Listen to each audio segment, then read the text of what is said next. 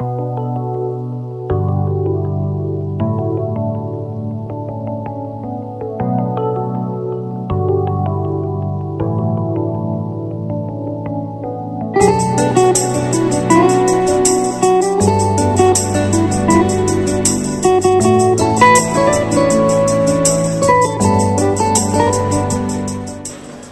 নজরুল ইসলাম নোয়াখালী থেকে আসছি। আমি একজন আমসার রোগী।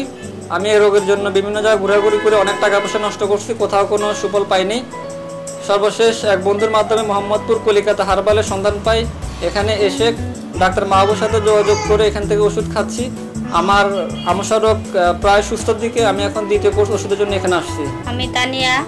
আমি গোপন বেদি এক রোগে ভুগতেছিলাম। তখন আমার পাশের বাসার এক ভাবি ছিল। ওই ভাবি বলল যে আমি ওইখান থেকে ওষুধ নিয়ে খেয়ে ভালো হয়েছে।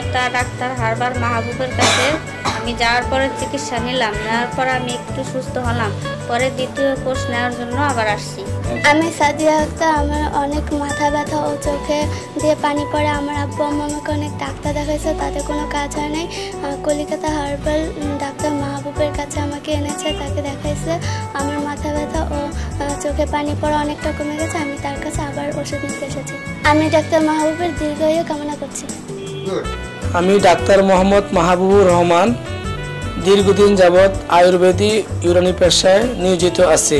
আমার বাবা দাদা সবাই এই লাইনে নিয়োজিত ছিল, এখন তাদের পেশায় আমি নিয়োজিত আছি। বাবাকে দেখেছি, দাদাকে দেখেছি বিভিন্ন গাছগাছরা জোগাড় করে বিভিন্ন রোগীদেরকে সেবা দিতে।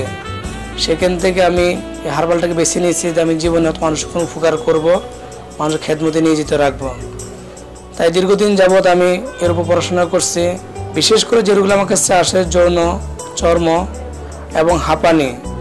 তো এর কথা বলতে পারি আল্লাহর মতো হাঁপানি রোগী অনেক আমি চিকিৎসা করে সুস্থ করেছি। আমার অনেক রোগী দূর দূরান্ত থেকে আসতেছে, বাংলাদেশের বাইরেও আছে আমার রোগী। প্রবাসী মা ও বোনেরা আমার কাছে ফোন করে সাড়া দিচ্ছে এবং তারা অনেক রোগী আমার কাছে পাঠাইছে। আমি দেখে শুনে চিকিৎসা দিয়েছি।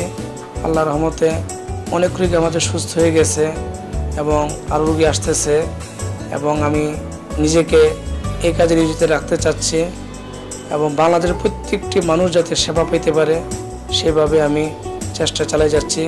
আমার জন্য সকলে দোয়া করুন।